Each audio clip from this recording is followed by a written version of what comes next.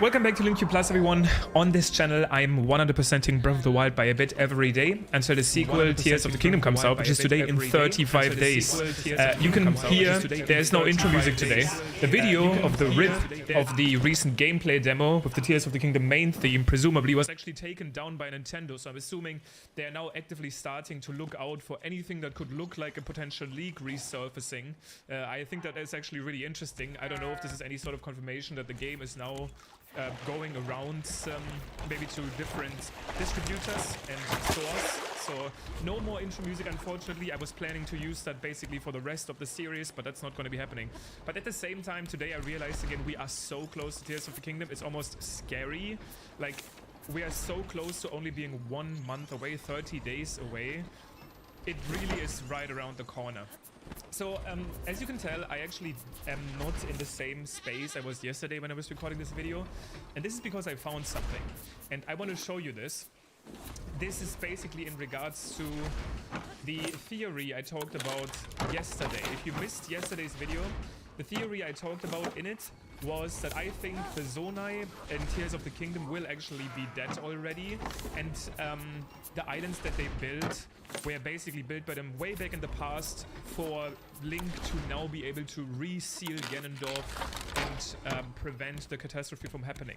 Now, I think Link is going to be able to talk or interact with Zonai in Tears of the Kingdom through the recall ability. And I was kind of thinking more about the fact what the recall ability is. Literally not only reversing time, but maybe recalling memories of the past, recalling memories of the Zonai. And this is where something dawned on me. You know how the Sheikah Slate has memories, right? The Sheikah Slate has these pictures, which will then trigger Link's memory to an event from the past. I'm not sure if you've noticed this, but there's a memory here, right?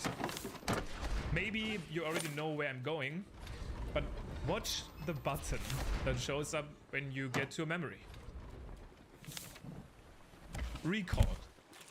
Link is recalling a memory. And yes, I'm aware that this is just a word, right? He's just recalling this memory in this specific moment, but where this all clicks for me is a theory that I've been talking about on Twitter, in my Discord, in other places. A lot of people have been talking about this, and that's the theory that the recall ability is different from the other three abilities that we've seen in the Tears of the Kingdom gameplay. How is it different? It has a different glow to it, first of all. All the other three abilities are basically Link's arm glowing green, where the recall ability is a yellow light, similar to the stasis rune in Breath of the Wild. And it looks to be not related to his arm, but more something inside his arm. And my theory now, and I've been saying this and people said this doesn't sound right because how mysterious the recall ability looks, but my theory is that recall is a Sheikah rune. And again, other people share this, but let me go more into detail on how I think this all comes into, how this all falls into place. So I think recall is a Sheikah rune, and we do not get it on the Great Sky Plateau, where the game, in my opinion, will start. I talked about this in the past, the big island that we've seen in the gameplay trailer. Instead, in my mind, we're gonna get recall after we are done and we interact with Pura. I think we interact with Pura, and recall is a developed rune from Pura because of the Sheikah Slate that Zelda is holding in the promotional art. If you haven't noticed it yet, the Sheikah Slate that Zelda is holding in the official Tears of the Kingdom art has an eye on the back that looks very closely resembling to the Sheikah eye that Pura has in her golden mask. So lots of people have been talking about this. And we even know that Pura actually made a Sheikah Slate. We know this from her diary. And we also know that she developed an anti-aging rune that she wasn't able to fully master because of the blue flame that she needed for it to work, that Link eventually in this game brought to her. So the theory is that Pura was able to refine her anti-aging rune to the point where it's got able to basically reverse it. That was the entire point of it, which is essentially the effects of the recall ability. So I think we are gonna get some new Sheikah abilities from Pura on top. And again, a lot of people have been talking about this because it seems like there's multiple runes. If you look at the pins from the Collector's Edition, I think recall is gonna be one of them, and I think we're gonna get it from Pura, who has developed her anti-aging rune more now. And I think there's going to be more than that. There's going to be more abilities than just recall, more Sheikah abilities. And I think this is also kind of interesting. I think there's going to be also, this is a horrible place to just randomly wind bomb because of these annoying trees, plus thunderstorm, plus lag. I'm kind of stuck right now. But yeah, that's basically what I'm thinking now. We are going to get a 4th ability on the Sky Plateau that we have not yet seen. No idea what it's going to be like and what it's going to do. I think other people have already started speculating on it, but obviously be careful. A lot of people base, and it's impossible obviously to completely go, if you've seen artbook stuff, to completely not use that. I was trying to base everything I'm saying in this video of official information, like Pura's diary, the design of Sheikah, of the new Sheikah slate, the recall prompt in this game showing up when you interact with memories, and the fact that in the gameplay demo the recall ability is looking to function differently, or at least glow differently than the other potentially Zonai themed abilities. This obviously is extremely exciting in my mind. Now, actually, one thing I do want to briefly mention keep on this screen is, and this is not necessarily a spoiler, this is about the patents from 2021. If you have not seen these patents and you want to avoid them, this is my spoiler warning. This is an old patent that's been out for a long time. This is where people originally figured out that the recall ability was something that they patented. Of course, back then it wasn't known by the name of recall. It's just what people referred to it as. Now, sorry, that's what people refer to it now. Back then it was just an ability where Link can go through ceilings. There's actually, and again, spoiler warning, another patent in there that seems to be like something that Link is almost be able to teleport, almost like a portal gun. And this is something that I can actually potentially see happening, that you can use the Zonai spirit energy to kind of create portals. Think about the possibilities, by the way, of having a portal gun in this game, especially when it comes to stuff like speedrunning. I would literally freak out. So this is a potential candidate in my mind for the 4th Zonai ability. If this theory does end up being true, I have absolutely no idea what the other Sheikah runes / abilities would be. But in my mind, we're not going to get them on the Sky Plateau. They're going to be related to the new Sheikah slate and Pura or something along those lines. And yeah, that's pretty much where I think we stand now. This is one of the most certain theories I have about Tears of the Kingdom, to the point where I think I would almost be surprised if it doesn't end up being that way, but I'm always glad to be surprised and hear other people's theories, hear other people's opinions on this, because at the end of the day, I said this yesterday, it would be kind of boring to theory craft Tears of the Kingdom's lore and events if you just suddenly knew them. The fun part is to always keep thinking and come up with other interesting potential ideas. Now, I'm looking for a Korok seed that I somehow managed to miss. Oh, it's right here. That's a mean one. In my previous playthrough, when I made it to this section of the map. And there we go.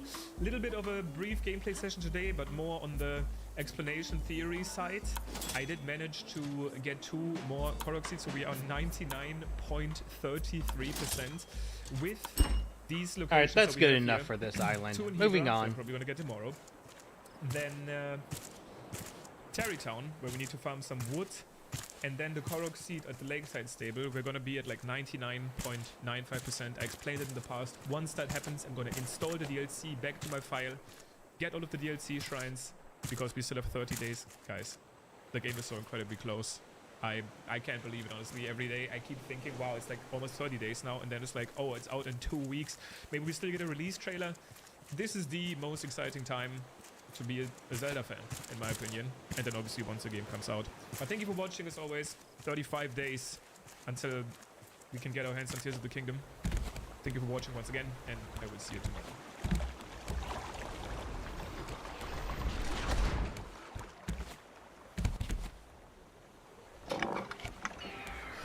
Welcome back to MQ Plus, everyone. On this channel, I'm 100%ing Breath of the Wild by a bit every day until Tears of the Kingdom comes out, which is today in exactly 40 days. It's April now. This is not an April Fool's joke, which means Tears of the Kingdom is coming out next month. This is the first day we officially get to say this. And I've actually been talking a little bit today in my Discord about some of the story stuff when it comes to Tears of the Kingdom. Obviously, that game is story is basically unknown at this point. We know like nothing confirmed about the story, but I was actually rewatching the old trailers and using kind of the material from the old trailers with our new knowledge to kind of piece everything a little bit better together. And that's what I want to do today. I want to give you my new and revised, I guess, opinion or thinking on what the story is gonna at least start like. And that's what I'm gonna do now. So in my opinion, Tears of the Kingdom begins... Bam! And I will say this now because I've been talking to some people in my comment section that seem to be agreeing with this too. It will start a couple years, maybe after Breath of the Wild. It could be 2 years, it could be... let's say 2 years. Because Link and Zelda do look similar, they don't look the same. We already know that Zelda has short hair. This was the first thing that any of us knew about, actually. Oh wow, Stasis Plus letting me down there. I don't even want to fight this guy, I just want to get a Korok seed. So a couple years later, let's say 2, in this time, what has happened, the shrines have basically made their way back underground. The towers have made their way back underground. I'm not sure how to explain the Divine Beasts. I don't know if the Divine Beasts have been recycled, been back dug underground. Maybe they've been repurposed because they don't seem to be needed anymore. Not really sure what a good explanation for that would be, but let's say that's the case.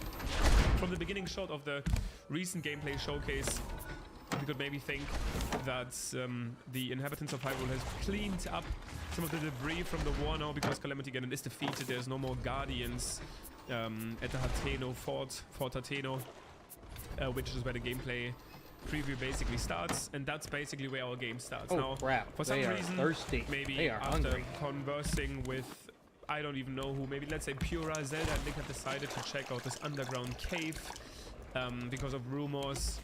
Maybe, I don't know, maybe Malice has started popping up in the world again, or like enemies started behaving weirdly, and they want to investigate this cave.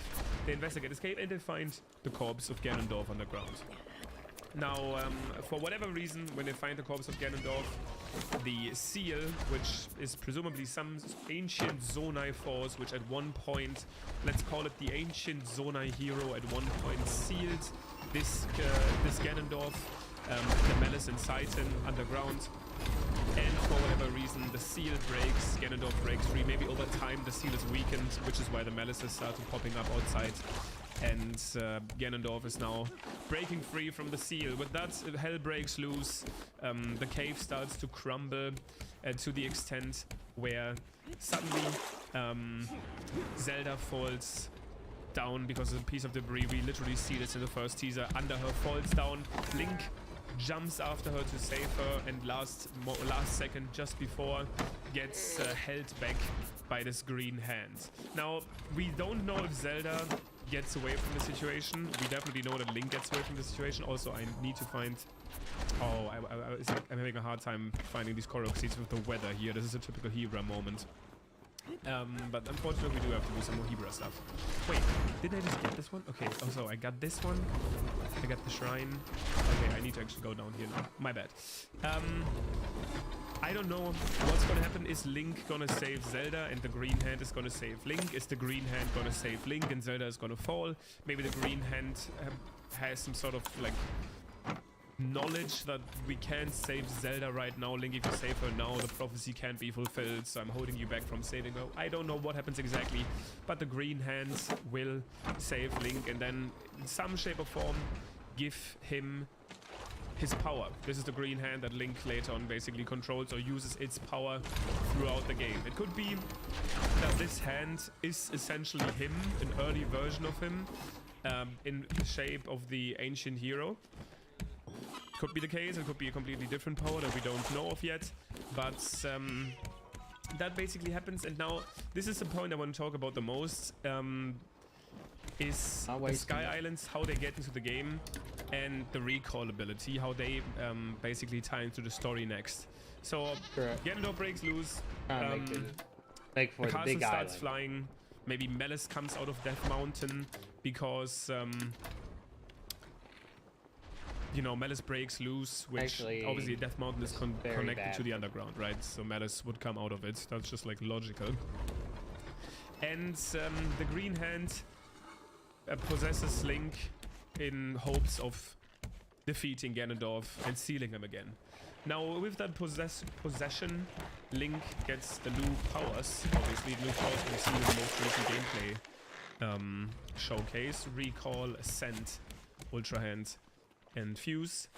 And what I think is going to happen here is that Link will literally use the Recall ability to recall the islands in the sky. In every shot of the trailer, or any trailer for Tears of the Kingdom, when Ganondorf attacks, there's no islands in the sky. They don't exist. In fact, we can actually see in their bottom, there's a lot of these like green construct-looking things attached to them at many times. So I think the islands can be moved around. I think the islands are actually, like, the reason that they're flying is like man-made. Like the Zonai made this possible. And the reason I think so is because, again, if you look at them, they have like this green power. There's this green material coming out of them, which looks essentially exactly like the constructs look like. And the constructs also fly, but the second you defeat a construct, it starts falling down, it drops the Zonite charge. So I'm assuming these islands are flying with the power, like it's like a Zonai mechanic. There's a time Basically, limit on that? They make them fly using the green energy, which is contained in the Zonite charges, to make them fly. But I don't think they exist. I think they may have existed I was hoping at that one would be point permanent. in the past, and Link has used the recall ability to recall them back Here's into an the island. world, which would kind of explain this like stark contrast of like the islands look almost like primal and ancient, while Hyrule on the ground doesn't look very different. I think this is basically what clicked to me, which I think has a pretty fair chance of being the case. Now, I don't know if Link is going to be the one recalling the islands or the Green Hand itself, maybe before it even gets in touch with Link, is the one that makes that happen, because it's like, oh, we need these islands here now for whatever reason, maybe to strengthen Link, to get him up to power to even defeat Ganondorf. But I think the recall ability is actually the key to getting these islands into the sky. They clearly don't exist now. I don't believe in that like sky barrier theory that they are actually on top of Hyrule, we just don't see them. As anything theory like wise when it comes to this game, Tears of the Kingdom, that is, it's speculation. It's a for fun thing. I could be completely wrong, but maybe the sky, maybe the cloud. No, not again. There's actually something that can happen here where the coral gets stuck. All right, under gotta go to there the bathroom. and you cannot remove Then it.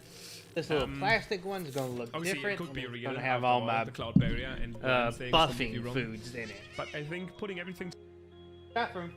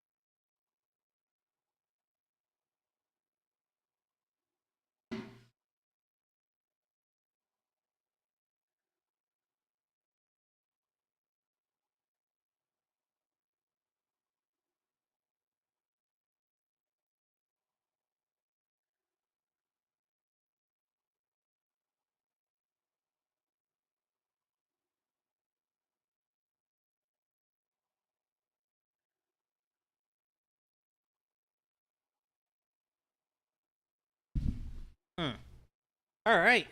It took a little while. I'm ready.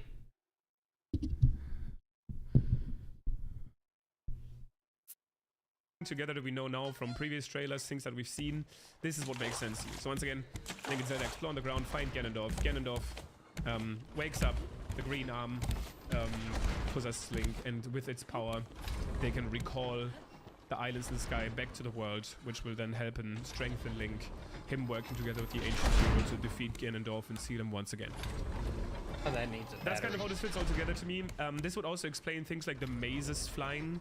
They're on the ground right now, but maybe once Link uses a recall in some specific place to recall the Sky Kingdom, the mazes also go back up into the sky, just like the blocks that we've seen flying again. Because maybe at one point they used to be in the sky. And in this game, what we see when we see the mazes is actually them having crashed down onto the ground. Alright, looks like I still have to get this one here. Cleaning up some Korok seeds at the same time here, obviously. I'm pretty close now to 97%, which means we are approaching the last 3%. But if I'm looking at my map, I'm also getting to the point now where I have barely any pre-marked locations left. I think at the time where I delete all of these stems, we can actually kind of do the math here, because there's going to be a funny segment of me going around the map and actually figuring out what locations I still need. I'm about to get this stable here, and then I have around 1, 2, 3, 4, 5 stems left. Like, I think once I'm done chasing all of these stems, I just hit 97%, which is cool. We'll probably be at around like 98%, and I have to figure out where to find these other 2% on the world, which are things that I've probably missed throughout this initial playthrough, because obviously I'm not really following the 100% speedrun route at this point. I'm just kind of talking about Tears of the Kingdom, getting the locations, but we're getting there. And it's pretty safe to say that without any issues, we should be able to do it by the time the game comes around, which is again next month. Like, how crazy is that? Being able to say that we'll be playing Tears of the Kingdom next month. This is just kind of hitting me again, because I remember waiting for this game many times. I said, yeah, you know what? Before we know it, the game will be out next month, and that's now. Like, that time is now. Anyway, we got the Serene Stable here. I kind of want to give you my thoughts on the Tears of the Kingdom story, what we know so far. Gonna be getting these final points tomorrow. There's a couple Korok seeds left, one more fairy fountain, and then one more spring. Which I think this actually is 2 locations at once. It's the Spring of Courage location, and then also the location for the shrine. So yeah, I'm pretty sure we're gonna be stuck. Oh, wait. Oh no, I just didn't delete this sticker here. Or stamp or whatever. Yeah, I'm pretty sure 98% is where we're gonna be at. And then we have to do some hunting for that last 2%. But again, thank you for watching. Enjoy the rest of your weekend. And I will see you tomorrow.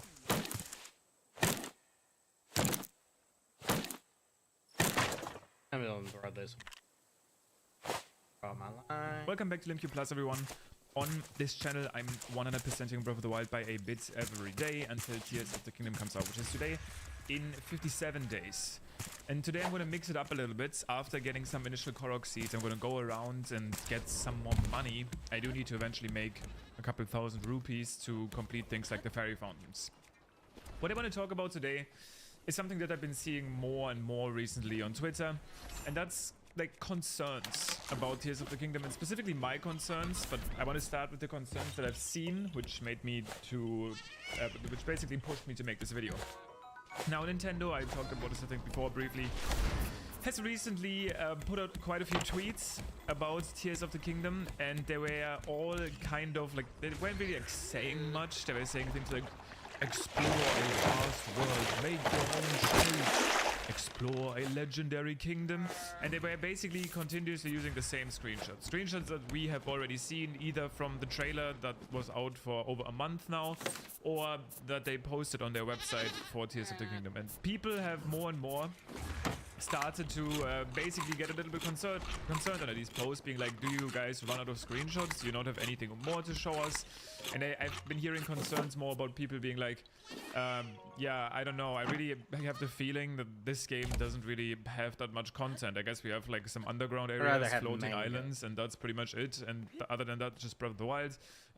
People really complaining about the marketing for the game in general, for them being essentially silent for so long and then showing like a little bit, but it looks like a lot of people are not happy enough. Now again, I'm aware that there was a leaked art book for the game that has definitely shown a little bit more than what Nintendo has officially shown.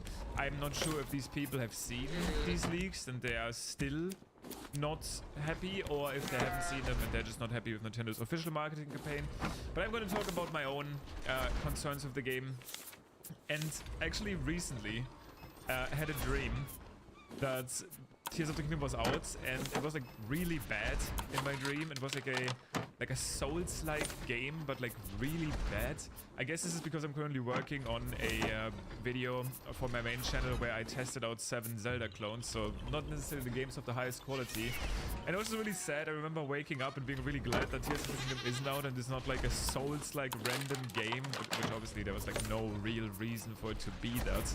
It's just what I dreamt about. Also, let me go to my #1 money spot over here. There's a lot of rare ore that I'm gonna get. But yeah, so obviously the game isn't out. For me, the #1 concern is probably still that Tears of the Kingdom will end up feeling more like a glorified DLC than the main game. Now, do I think this is necessarily a bad thing? It depends. It depends to what extent it will feel that way. Now, I've obviously played Breath of the Wild a lot. I've played it so much that there's this Hyrule GeoGuessr game that you can do, where they put you into a random location of Hyrule, and I will, if I see the image for 0.1 second with 95% accuracy, I can tell you exactly where that shot takes place. That's how well I know Hyrule. Also, I'm aware that there's a Korok seed here, but I'm not going to be getting it out of order. That is literally how well I know the world of Hyrule, so I know this game pretty well. As soon as I saw the big glider in the not recent Tears of the Kingdom trailer, but the one before, I was pretty sure that they are very purposefully aware of the fact that lots of players have explored this world thoroughly, and they want to give us options in Tears of the Kingdom to basically get to the new stuff, right? They want us to get to the new content that they have placed in the world, underground, on the Sky Islands. I think at least that's what the inclusion of not only the glider, but also the vehicles mean. This brings me to my second concern. A lot of people seem to be concerned about the fact that vehicles seem so prevalent in the most recent Tears of the Kingdom trailer. I really don't think that they are going to be a major gameplay mechanic.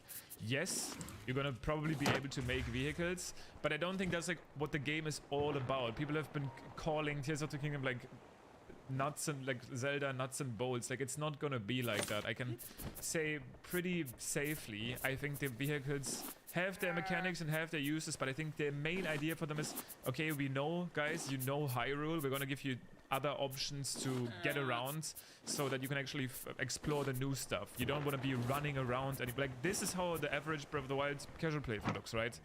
People just walking around and eventually finding a Korok seed or maybe a shrine. I think the vehicles inclusion means that they're aware that people don't want to do that again because they know the main world of Hyrule already. Now, for the marketing itself, I'm not really sure what Nintendo's thinking is. Honestly, I'm not actually, I have worked in a marketing agency before, but I was working in business to business, which doesn't really have to do much with selling things to a customer like us as video game enjoyers.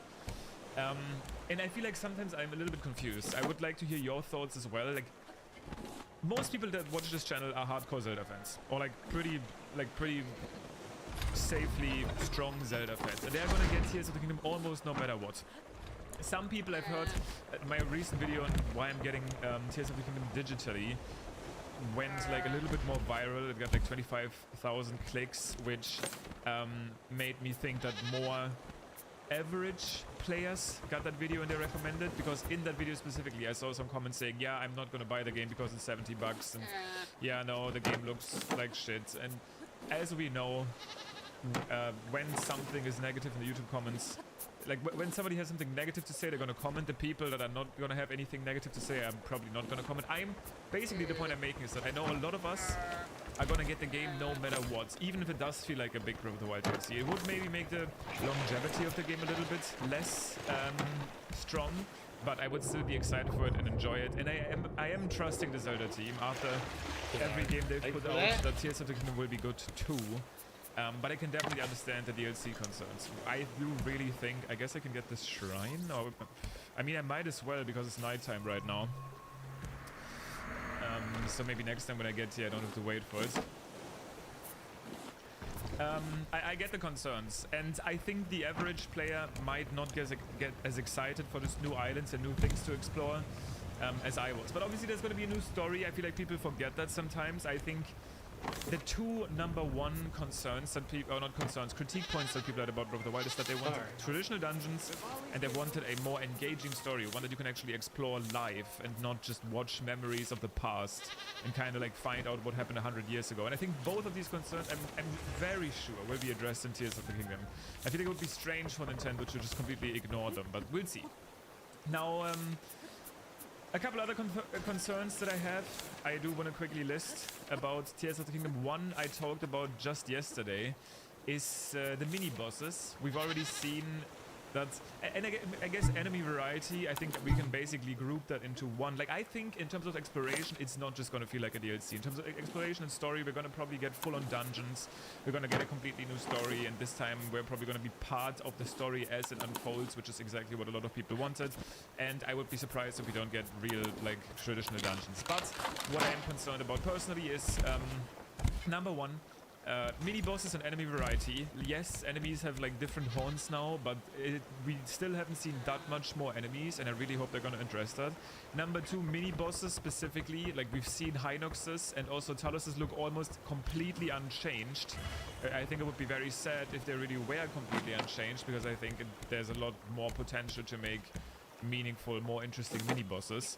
And then #3 is like kind of like a speedrunning concern, which is that, let's say I'm wrong and the vehicles are really a much bigger part of the game than just a little like niche mechanic to make traversal easier and maybe solve some puzzles.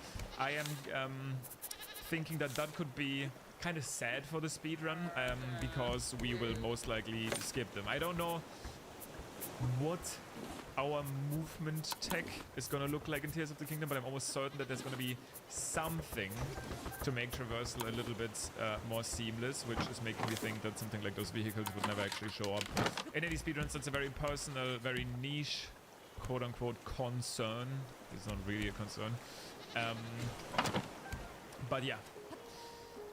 Overall, and I want to make this as kind of like a closing statement, for the people that are concerned about the marketing and the people that are concerned about Tears of the Kingdom maybe being a flop and not a good game at all, I have always said in one of my first LinQ Plus videos, I think Tears of the Kingdom has a chance to be a better Breath of the Wild, but I don't think it was ever possible for the game to be better than Breath of the Wild, if that makes sense. Like, I don't think it was ever going to make the same waves, it was ever going to have the same impact than Breath of the Wild. But if you really love this game, I think the game is going to be worth the wait for, and you're going to really enjoy it. Don't expect it to be like the groundbreaking thing that this game was, though, but if you really like it, I think you're going to have a great time with it. That's how I think about it. And then one thing that I will say, I'm going to talk about the art book. Now, I'm not going to give a spoiler in the sense of like I'm not going to tell you what's in the art book. I will explain you now what I'm about to say. So if you don't want to hear this, you can turn off the video, and I'll see you tomorrow. But I will tell you if after looking at the art book I'm more excited for the game or less. That's all I'm going to tell you. So if you don't want to hear that, turn off right now if you don't mind. I'm about to say it. I am infinitely more excited for Tears of the Kingdom after looking at the art book. Like the contents and everything aside, just take that for what it's worth. If you like Breath of the Wild, if this is one of your favorite games, if you're watching this channel, I'm assuming it is, then I think Tears of the Kingdom would be worth the wait for. Don't get too concerned about Nintendo's marketing. We know Nintendo's decision making is weird sometimes. Trust the Zelda team a little bit, and I think you're gonna get a great game. And that's basically what I wanted to say today. Now, what have I acquired here? Actually, not as much as I wanted to. I have like 11 topaz randomly. That's a good start. I will probably do some more rupee hunting tomorrow and then go back to my Koroks the day after. But thank you guys for watching. I hope you enjoy the rest of your day. Tears of the Kingdom will be out in 56 days tomorrow, when you can join me for another daily video. Peace.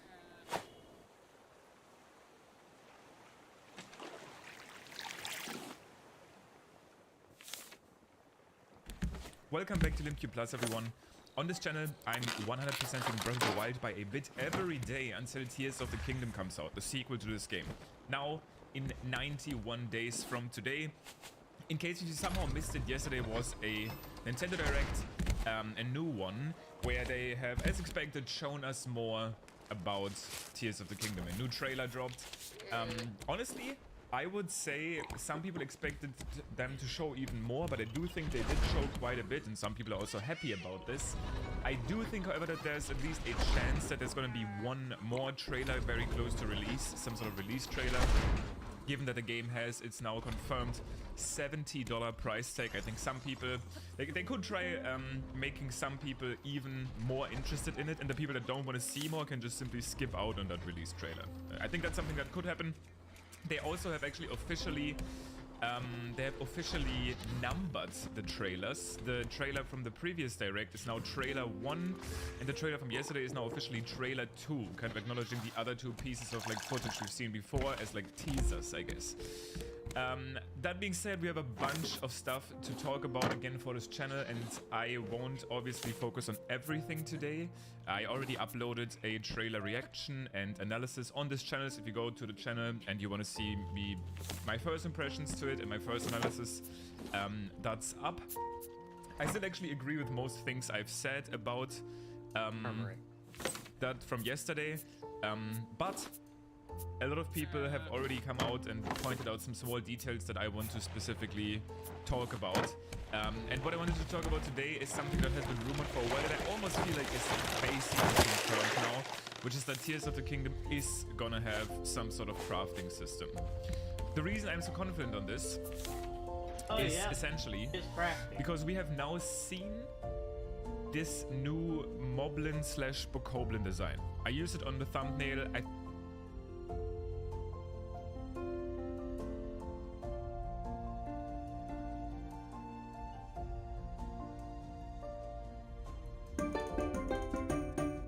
So last week there was a gameplay showcase for The Legend of Zelda Tears of the Kingdom. I'm talking 12 minutes of just Papa Aonuma sitting down and playing Tears of the Kingdom like it's a Let's Play. And it was incredible. I was considering doing a huge analysis of it too, but you know, I think the whole gameplay demonstration just speaks for itself. As well as the 12 dozen Zelda creators that beat me to the punch already. But that's okay, because as much as I wanted to talk about meat arrows, there's actually one thing I wanted to talk about more that nobody else is mentioning. The sounds. Now, I'm not normally a sound effect junkie, but the way that Nintendo is handling the music, the battle sounds, the UI sound effects in this new game are just exquisite. And I'm not kidding. If you have not sat down and just listened to the noises in this trailer to appreciate them, you are really missing out, because they are full of dopamine rushes. Look at the recall ability, for instance. It is full of so many great, satisfying sounds all mixed into one. At the beginning, you hear a plop sound and a whooshing noise when you select the ability. Then the game gives you a metallic ping noise to let you know that the reversal is starting. That's followed by another ping sound effect that happens when you stand on a reversed object. Then there's a strange bubbly sequence that sounds a little bit like R2-D2 making noodles, with a subtle countdown ticking noise in the background. Time to kill the shark.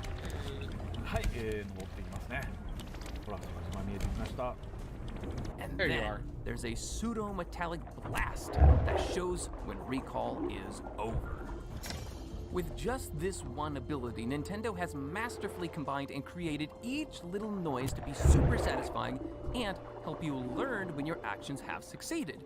And that's what this video is about. Today, I want to just walk us through the trailer and look at all the wonderful noises and sounds that Nintendo has created for this new game. And what better place to start than with... Now, it might seem odd to start with combat because, obviously, a lot of these sound effects are repeats from the previous game.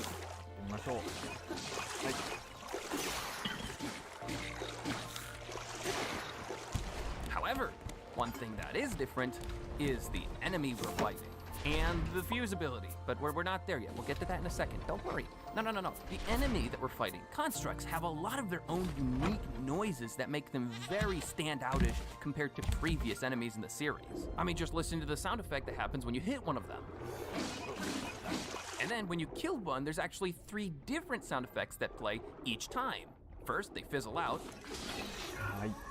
Then they collapse on themselves.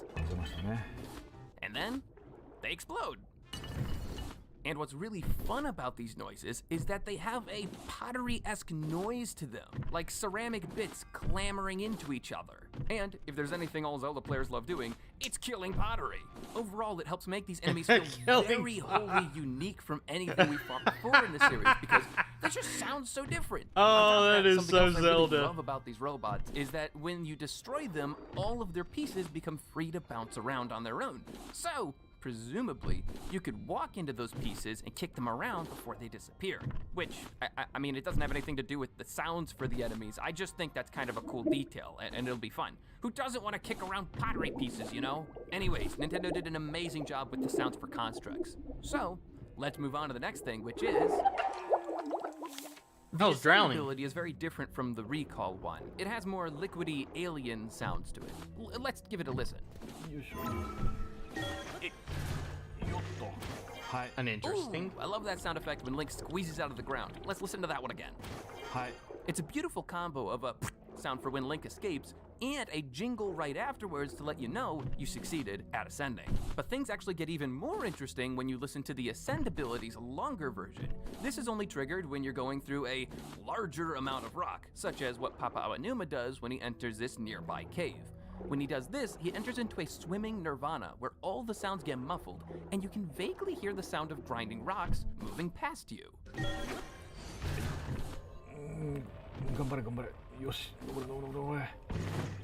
Now the grinding rock noise in this sequence is very difficult to hear because it's so quiet, but it is there. If you couldn't hear it this time, then maybe just pay attention to it for when the sequel comes out. It'll be a lot easier to tell then.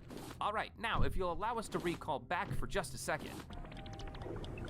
It's time for us to talk about...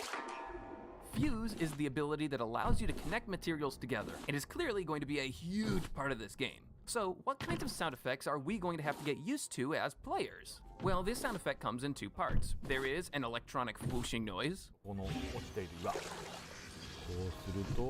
And then, when you select something, it ends with a glittery snapping sound. What's interesting is that that sound effect, the snapping sound, is consistent regardless of the situation you are using Fuse in. I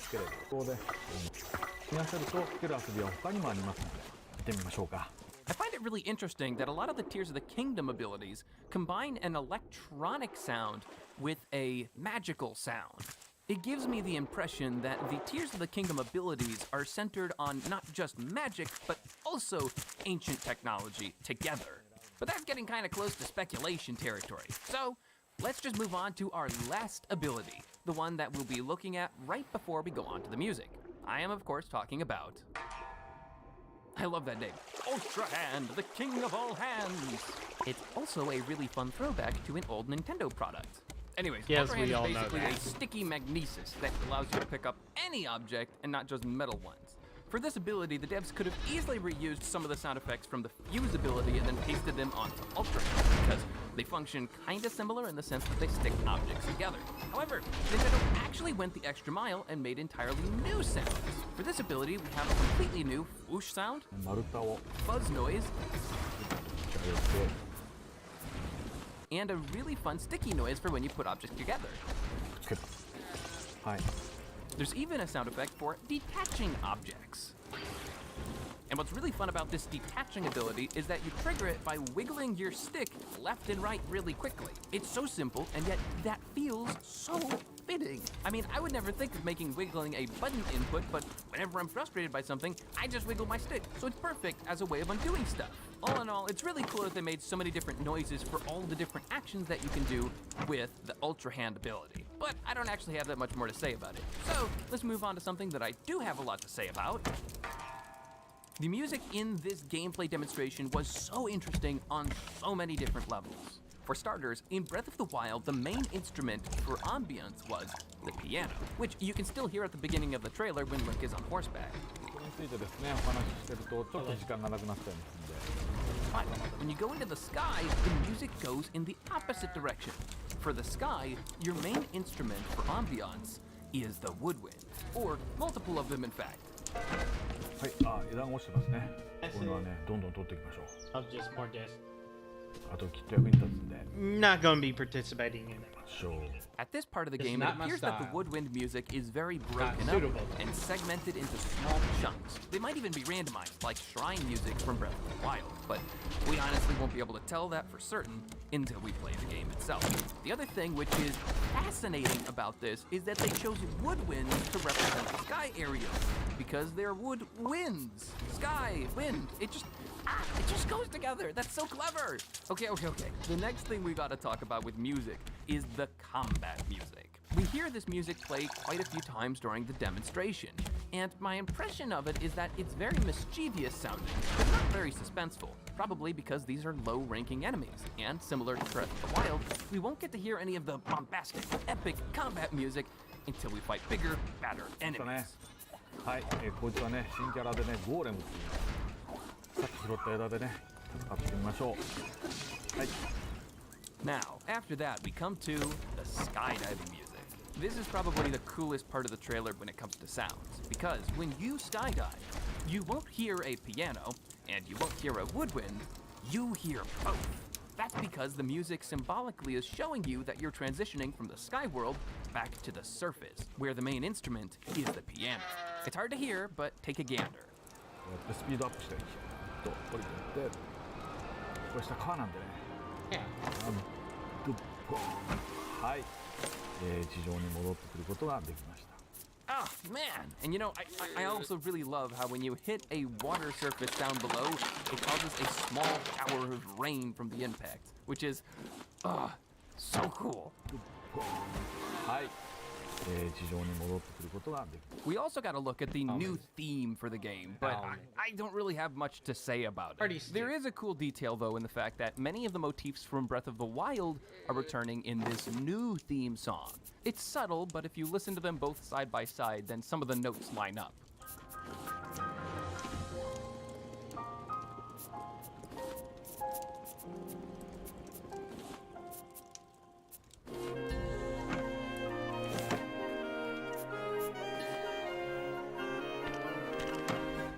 Oh, and hey, if you want to check out more of this music, there is a piano version that was released by Tim DeMann. It's a fan thing, but it's really close to the original, and he also has an improvised section in his video where he's elaborating on what Nintendo made with their song, but putting his own twist on it. It's really catchy, it's awesome, I'm gonna give it a shout out. I also should mention that some themes from Breath of the Wild will be returning, like the field theme and the stable theme, which you can hear at the beginning of the trailer. So we're gonna be getting new music and old music both at the same time, which is very unique for Nintendo to do. Anyways, I could go on for hours and hours about the cool, fun sound from the trailer, but I think it's important to know when enough is enough, and we've reached enough. So I hope that this video helped you appreciate an often unnoticed part of game development, and that it encourages you to keep your ears perked as we see more trailers, demonstrations, and eventually gameplay of Tears of the Kingdom in the coming months. So, until I see you next time, have fun storming the castle.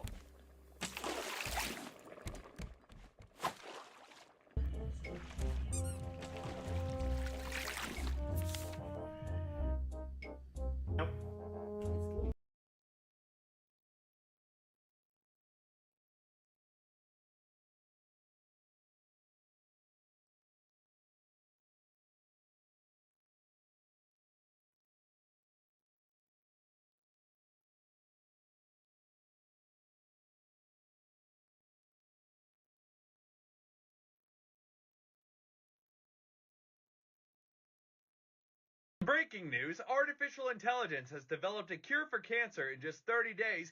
Oh, I know AI did it because only something artificially intelligent would make that public information. They must not know how our government work. Okay, when you turn your phone on next week and Siri gone, you know what happened.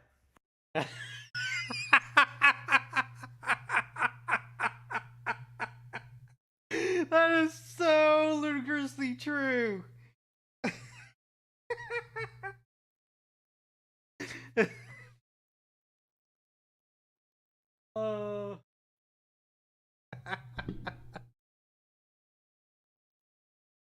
AI is going to be on our side until it gets bored of the dumbest stuff. Remember that 50% of people are too dumb. The average person isn't. 50% are dumber than. Sure, an AI is only going to be interested in at most the top 10.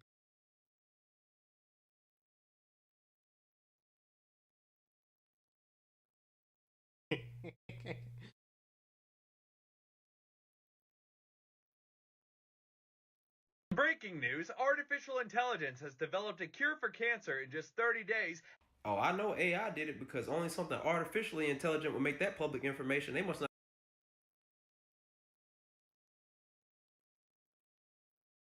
Customer states battery need. Alright. Yep. Voice of AI. I can't wait. Actually. Because holy shit, I am so.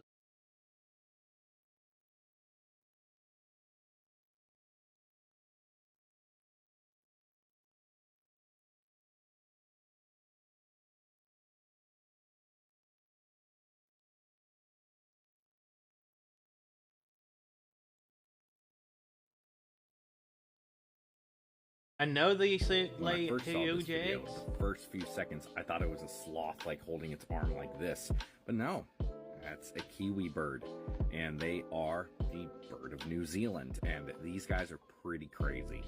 These birds are ratites, which means they are in the same family as ostriches, emus, other big flightless birds. And they eat a lot like an ibis does. They'll stick their beak in the ground and pick up worms and other bugs and little stuff that are under the ground. And they're honestly kind of awkward for a few reasons. I mean, listen to this call.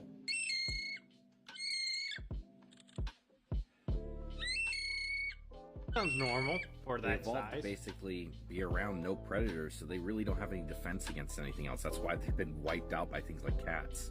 And then there's this, their eggs. Even though they're small compared to emus and ostriches, their eggs are still roughly the same size. This part just doesn't even seem real. When I first saw this video, the first few seconds, I thought it was a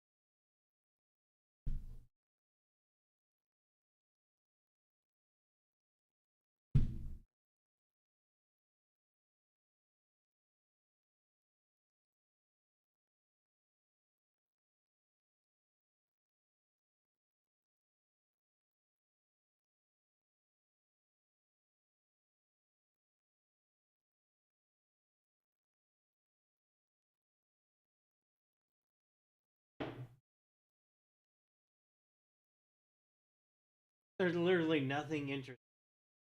I'm gonna turn on this screen. And the thing is that you need to sleep with girls to be able to do this. You need to conquer more islands to figure out if you're a good explorer or not. That's the last mission of the game, and he's well on his way. That's good enough. Let me put my fucking flag here and claim this. No! You gotta conquer multiple islands so you know what the fuck you're doing. You gotta become a better conqueror. Alright, and I hate to say it like that, and that, you know, terminology. With that analogy and that terminology, because I can already see feminists clipping that shit. Oh my god, he's calling them islands. Fuck you, bitch. I don't give a fuck. I'm battery. Alright? You need to conquer multiple islands so that you are a good fucking traveler, a good conqueror. You know what islands to stay at and what islands to get the fuck out of. Yeah, I would just say just as well, just to add to your point. So right now, right, let's say you meet a girl for the first time. You need to know, matter of fact, is she in for you for genuine burning desire, or is she there for convenience? And what's scary is that, like, let's say you marry her now, and it's about convenience. She never liked you in the first place. So you marry a girl that doesn't like you in the first place, what's gonna happen? She's gonna divorce you. So that's scary, guys, if you don't know. She's just tolerating you, bro. Yeah. Like, I told you guys before, we talked about being a placeholder boyfriend. A lot of you guys are placeholder fucking husbands. 100. Alright? Yo. Real talk. A lot of you guys that are watching right fucking now are placeholder husbands, which is even worse because you're in a position now where she could go ahead and say, I'm not feeling this anymore. Divorce your ass, take the house, take the money, take the fucking kids, and what are you gonna do? oh shit, oh my god. Like, bro, real talk. There we go. You need to grab your fucking nuts and realize where the hell you're at. If you're in a relationship with a girl, or even worse, a marriage with your wife, and you guys aren't having sex, he's selling something? Oh, he's got a new book. nagging you. She's giving you a fucking headache. She's going out with her friends. She's dressed in skimpy when you're not Going around. out with her friends. She still has her Instagram and maintains sexy photos of herself. All this shit that makes it look like she's single when she's married to your dumb ass. You got some fucking work to do. Real talk, man. I'm telling you, but you're not gonna know this unless you deal with enough girls. 50 girls isn't really that much in a lifetime, guys. It's not. It really isn't. 50 girls. Okay? And I'm telling you, these girls are out here fucking. If your girl went to college, there's a high likelihood that she had that some all fun of the in those college recipes. dorms. All right? Blue A recipe. semester is 25 to 50 Fun. minimum. Jesus Christ! That is all of the Open your food. fucking eyes. 25 to 50 in a semester for a girl? To be hoes, okay? The Sex in the City, Kim Kardashian, the music, city girl lifestyle. You know, don't cook, don't clean, but still got a ring. Like everything in society tells women or promotes women to be promiscuous and live their best years, live life. And God forbid she meets a top level guy or high value guy, so to speak, and you're the average guy that she marries, it'll never be the same. That gap between you and that guy, she'll never forget. And then once again, she'll cheat on you with that guy or multiple guys. And the moment you act up, say, oh, you acting up, divorce. What's next? So. Because you got the girl by the skin of your fucking teeth and she never liked you that much in the fucking first place. Barely. That's the reality. Yeah. Y'all are selling with bitches that don't even like you that much. If I'm going to keep it all the way 1,000. How many times have you guys watched a girl come on this fucking podcast and say, I got a boyfriend, or say, actually, worse yet, I'm single. And then we press her a little bit. Oh, I actually got a man. Hold on 1 second. Why didn't you mention him before? It's because you don't fucking like him. He's basically the last, how do I say it? He's like the last straw for you so that you don't feel like you're alone. I'll give you an example. Even here in Miami, girls come here from all over the world, you know, Europe, you know, Canada, even other states here in America, right? Hey, come to Miami don't for need vacation and fun. They won't mention they have a man until they leave or after the fact. So they're having fun here in Miami. You're like, okay, cool, she's hot, she's into me, let's do it. Okay. Little do you know, pulls up her phone. What's her screensaver? Her and her man. Crazy, bro. But once again, that's the world that we live in. Guys, you gotta remember, the training wheels that I'm talking about that Ben Shapiro has, most of y'all don't have. Yeah. A strong family, religious values, etc. There's none of these training wheels. If anything, there's incentivizing women, okay, to be hoes. It's in the music, it's in the TV. They tell women, they indoctrinate women. Have fun, live your life. All the single Take the ladies. bad boys now, and then later on in life, you'll have a Prince Charming waiting for you. How many times have we had delusional fucking 30-plus-year-old women come on this fucking show and say they're gonna get married to a high-value guy? And no offense, but Ben is not even in the dating game right now. So how would he even know? He's been married since 2008. We're in the dating game, tell you what's happening in real time. He's like, oh yeah, 20 years ago in my time. No offense, bro. My man been married for 2 recessions. That's thing, bro. Like, bro, he's been married for 2 recessions. Listen, Ben. Respectfully. Respectfully, bro. We rock with you. We like your content. But when it comes to women, you don't know what you're talking about. Sorry, my friend. The advent of Instagram alone has changed the game. Dude. Significantly. These guys hate Instagram. You saw that even yesterday with Jadian, like going through my wife's Instagram, where it's like, was she posting up pictures with you? On the explore page for girls, The social like, media games you guys play are fucking wild. Holy planes, shit. Cars, lifestyle. Oh, he's buying her G-Wagon? What's my husband doing? Want to go to a big island. Is that why Dan got the G-Wagon? Oh, Sally, let's go on a trip. My man's taking us to Dubai. Oh, we can't go. Joe doesn't have enough money. Oh, that's so sad. What's she gonna think? I could do better. Bro, and here's the thing. When they're getting hit up by guys that actually are doing better, girls, right? A lot of times don't have the critical thinking skills to understand this guy just wants to fuck me. They think that guy actually wants to be with them. Okay? They'll fuck a celeb, they'll fuck a high-value guy and think, that's the type of guy I deserve.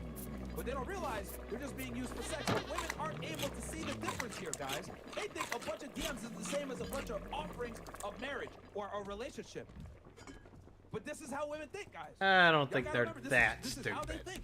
So Stupider people are stupid. People are stupid, but I don't think they're that stupid. I wish you could go ahead and have your first love and live happily ever after. That's not how the world fucking works anymore. And you know the sad part? We become the guys that cheat. Facts. Sorry to say.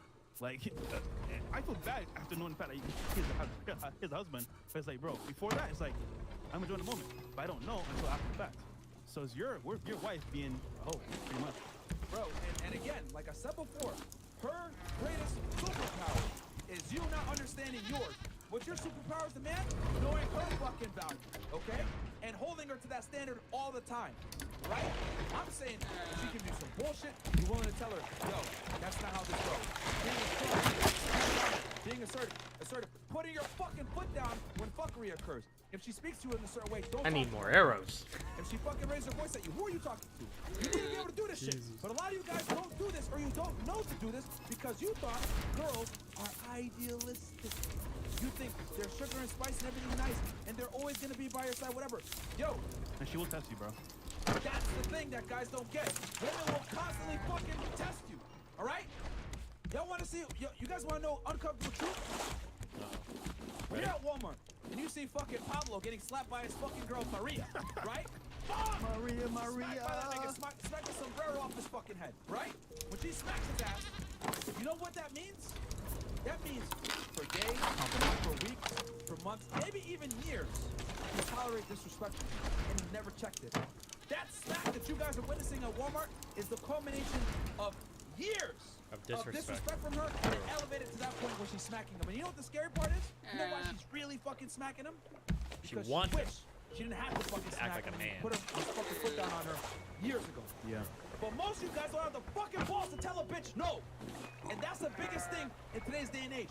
Women don't respect men anymore. I'm telling you, that's the uncomfortable truth no one wants to fucking hear. Most women don't respect most men. Again. Most women don't respect most men. Most women also don't like most men. So where does that leave us? That leaves us in a skewed sexual marketplace, okay? Where girls look at guys like, okay, I don't like you that much, but I know you want to fuck me. So what am I going to do? I'm going to leverage my sexuality against you for what? Compliance. Whether it's a bullshit relationship, maybe it's some dates, maybe it's bags, maybe it's fucking taking me on trips or whatever. Girls understand that you want to have sex with them. Okay? They know that your fucking libido is driving you crazy. You're gonna do anything to get laid. So they're gonna use that to their advantage and get everything they can out of you without giving you sex for giving you the fucking bare minimum. Starfish. That's how a lot of you guys end up as placeholder boyfriends or placeholder fucking husbands. You guys are a means to a fucking end, and if they find something better, they definitely will. Because society, okay, incentivizes women to be hoes, incentivizes women to break up with you, incentivizes women to break up and take half. That is how it is. So you need to move into the dating marketplace, and even worse, into the marriage marketplace with eyes wide open. What Ben is telling you guys worked 50, 60 years ago. He's effectively giving you guys a knife and saying, all right, guys, here's a nice knife. My best knife, by the way. Go ahead into the game. But what he doesn't realize, the bitches are using rocket launchers. What are you gonna do with a knife? Nothing. What are you gonna do? And they got auto aim. And honestly, guys, just so you know, a lot of you are not men. What does a man do? His car to walk away. If you can't walk away from your girl, bro, at this point, what are you? A kid. You suck. Most of y'all can't walk away. It's sad, man. That's actually the biggest reason why so many guys take L's with girls. Can't walk away. They can't walk away. They can't check their chick, and they can't walk away. If you can't do those two things, you have no fucking business getting married. Because when you get married, you're gonna have to check your wife a lot. A lot. Because she doesn't know. Her whole life she's been told. Now you've given her the ultimate security. Yeah. So your game has to be even fucking stronger bird. when you get married. I had to bully the fuck out of Melina to bring her in line. The game and frame never ends, guys. You get a girlfriend, you get a wife, awesome. You did it for the front, but it never ends. It's a long life game. And let's keep it all the way 1,000. A big reason, I'm just gonna be honest with y'all, a big reason why I want you guys, a lot of you guys to get married is because most of y'all can't fucking handle it anyway. Can't handle it. So most of you guys can barely keep your girlfriend in line. You think you can, but the work, you don't come into it. Most of y'all can barely control your fucking girlfriend, bro. Yeah. Like, that's the truth. A lot of y'all don't have enough Pokemon badges. You got your girl by the skin of your fucking teeth. You're convenient. You're a boyfriend now. But when she go to Miami, she's single. She go to Vegas, she's single. She come on this show, I'm single. And you check 1 or 2 boxes, but she got like 10. And it takes just one time for you to let things slide. You know what? I'll let it slide this time. Bro, it's a wrap. You fucked up. One slide. Oh, it's okay to do? Awesome. It's a wrap. Marriage is pretty much a 95% Losing. off-the-table proposition for most guys.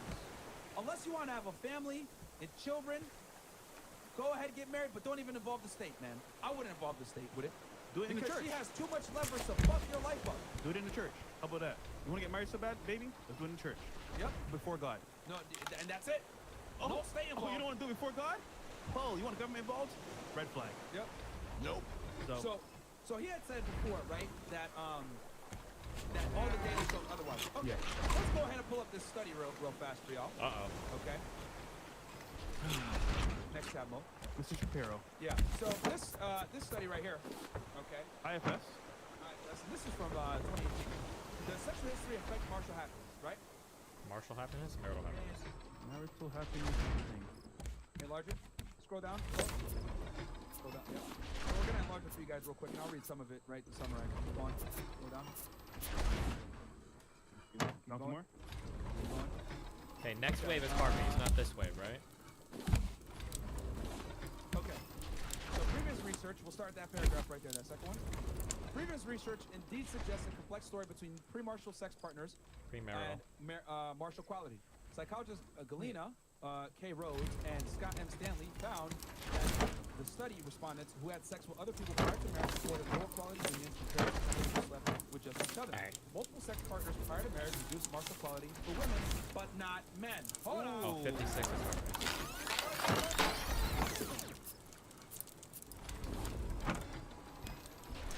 Take an ad. Multiple sex partners prior to marriage reduce marital quality for women. Oh, I already have but not men. Okay? Along similar lines, sociologist Jacob showed that premarital sex between future spouses didn't make divorce more likely, but sex with other people did. A study from the 1980s reported similar findings. Okay? So, and I'll link the study below for you guys if you want to read it in its entirety. But that's what it is, man. Like, sex doesn't affect men the same way it affects women. Now, pull up those charts real quick, Mo. Back to that thing.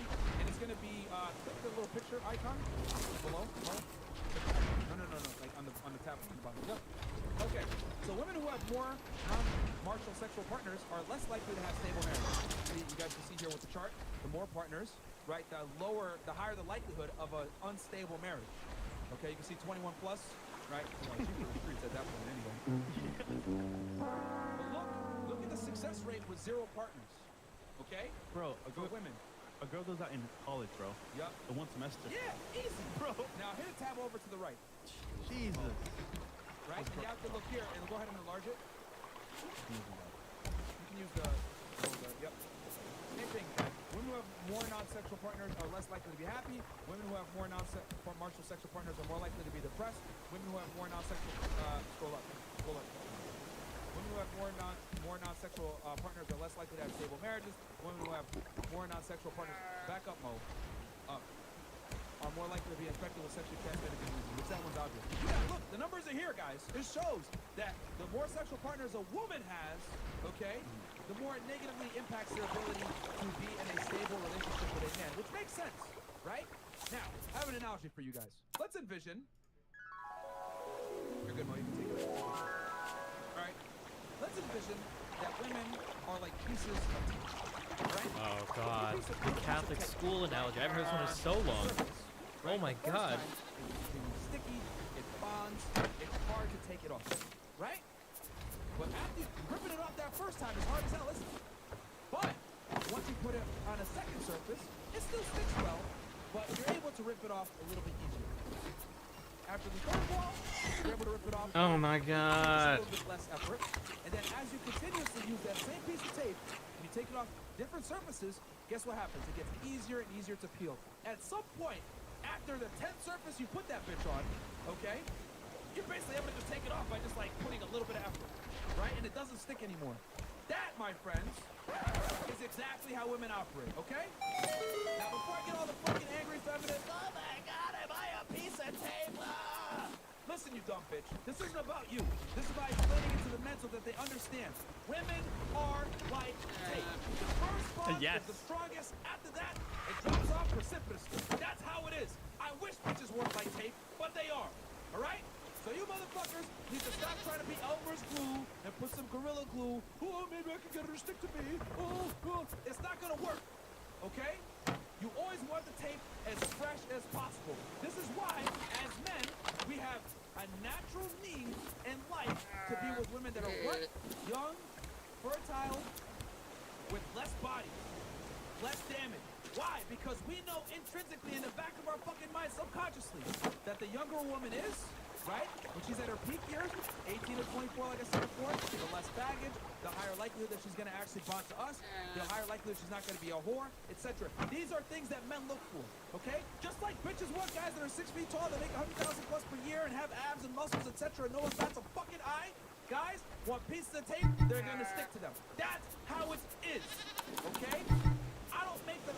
I wish I could make the rules. I wish I could make it where you take a girl with 1,000 bodies and she gonna still stick like she's the first surface. W good tape. But it ain't gonna happen. It's not gonna happen, guys. Okay? So again, Ben, no offense, bro, but men are not the same as women at all. We can have sex with a bunch of girls, and it's not gonna affect us the same as a girl having sex with a bunch of dudes.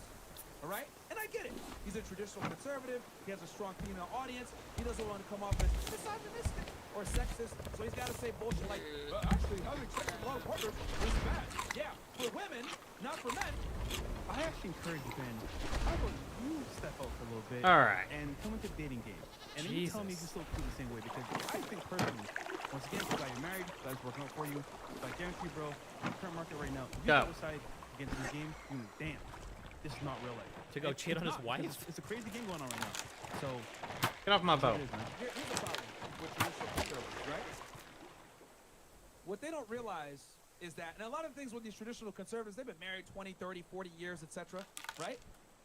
And I agree with them on a lot of political stuff, but when it comes to dating and relationships, sorry, like y'all are off because the game has changed so much that men have to date from a risk mitigation standpoint. Again, in 2023, right, in modern day society, men have to date from a risk mitigation standpoint. Why do I say that? Well, it's what I described before. Women are 1,000% incentivized to be hoes, to break up with you. Is dating really that hard right now? Okay. No, dude. Quantifying everything is so fucking hard. I'm not sure. Is you need to know the female playbook. We're giving you guys the female playbook. We're telling you guys what the fuck they really do. One thing that I kind of wonder is, I wonder if the there's got to be research on this somewhere. And I wonder if the requirements for college and education have also significantly changed, like dating age and stuff too. Whereas, like, because it feels like the time that we're supposed to spend in school is getting higher and higher and higher. Also, our ability to like move out and everything is also getting harder too. I'm pretty sure that affects a lot of things as well. Like it's harder to date and get married when you still have to live with your parents. Or if now instead of graduating at 18 and then entering the job and doing stuff, now we have to graduate at what, like 22, 25, 26, depending how far you go in school. That's all of that is like backing everything up even more as well. You guys will never hear otherwise, right? That girl that you think is a good girl, that girl that you think got a 0 body count, that girl that you think maybe got, I think she got like 2 or 3 bodies. Bro, I'm telling y'all, man, these girls are fucking a lot more than you guys think. It's just that they're fucking a small minority of the men, but that still raises their body counts up to a point that you are not going to be able to fucking compete with. And we mentioned earlier, right? For example, let's say you meet a girl and you don't know anything about her. She's going to size you up. Okay, cool. He's a mark. He doesn't have like a lot of experience. He's kind of like almost like a virgin. Cool. He can't handle me telling him the truth. Sometimes what he wants to hear. I'm a good girl. I go to church. I never be with anybody else other than you. She'll lie to you because you know that's what you want. But if you had experience, so you know what? Damn, this nigga, I can't play games because he knows what's up. He knows the game. He's been here a couple times around the block. All right, you know what? I will do at some level straight up because if I don't do it right, he's gonna diss me. So it's kind of like with that level of like I would say experience. She knows who she can play with and who she can't play with. That's crazy. Here's the other thing too, guys. When a woman knows that she can manipulate you, you know what the byproduct of that is? She loses respect for you. You know what the byproduct is when a woman loses respect for you? She's more than likely gonna fall out of love with you, and then that's when the cheating is gonna happen. Yeah. Okay? But when a woman knows that she can't manipulate you, something magical happens. She instantly starts to respect you because she knows, oh, I can't fuck around with this guy. And she could be herself. Yep. And she knows she can't fuck around. I like how they talk as like training dogs. I want you guys to be unfuckwittable. Okay? One more time for you. Unfuckwittable? Yes. Love that word. I want you guys to be unfuckwittable with these girls. Sheesh. Okay? I I don't care if the mainstream media wants to call me a misogynist. I don't give a fuck if they call me a sexist or whatever the fuck. If I love you guys, who's you can deal with these fucking modern day women, I'm happy with that. I'd rather be called a misogynist, a dickhead, a jerk, the balding guy that yells at fucking his viewers on YouTube, whatever the fuck it may be, these fucking losers want to call me. I'd rather that, right, be called names than one of you guys killing yourself over some bitch. Bam. There's nothing that pisses me off more than watching a guy cry, watching a guy die over a fucking bitch.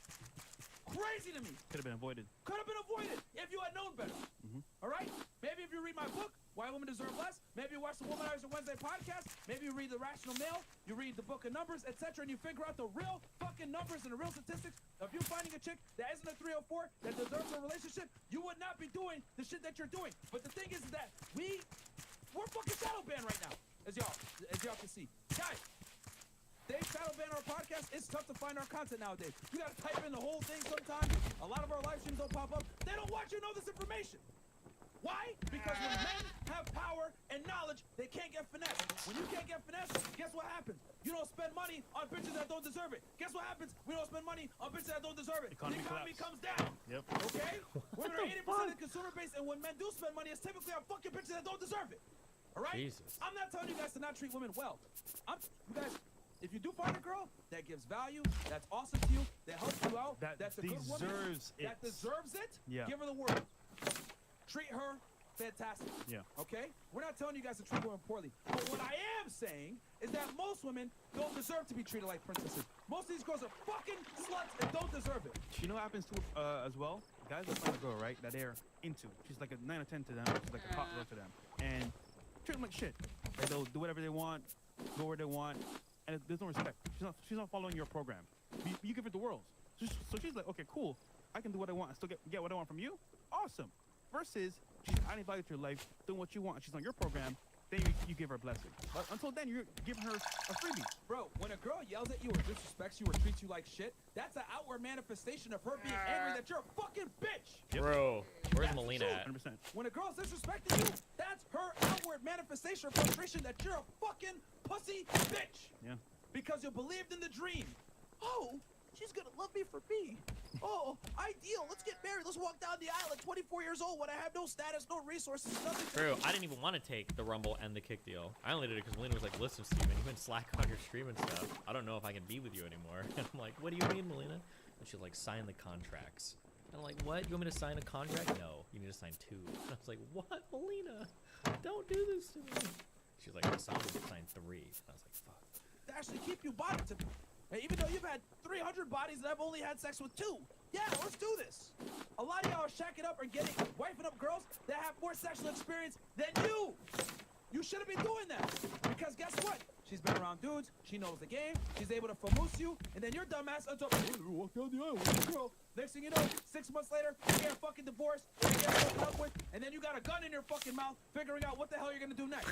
You don't want to be there, man. Jesus. You don't want to be there. You guys don't understand how much a woman can fuck your life up when you don't know what the hell is going on. That's why we tell you, don't get married. In general, most of you guys have no business getting fucking married. If you look back at ancient texts, even Bible teachings as well, what destroyed most men? It was women.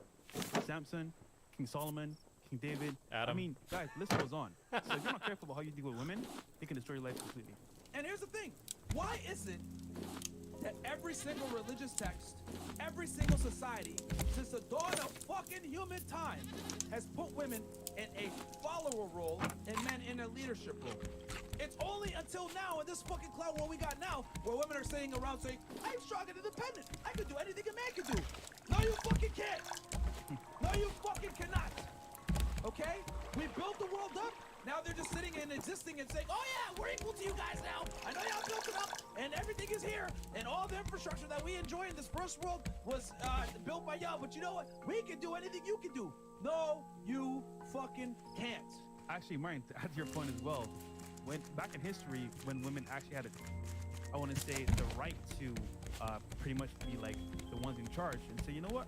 I'll take the fruit. I want Adam and Eve. Eve disobeyed, brought it up. did what she wanted to do, and the world collapsed. It's happening again. Women are becoming empowered. What's happening? World collapsing.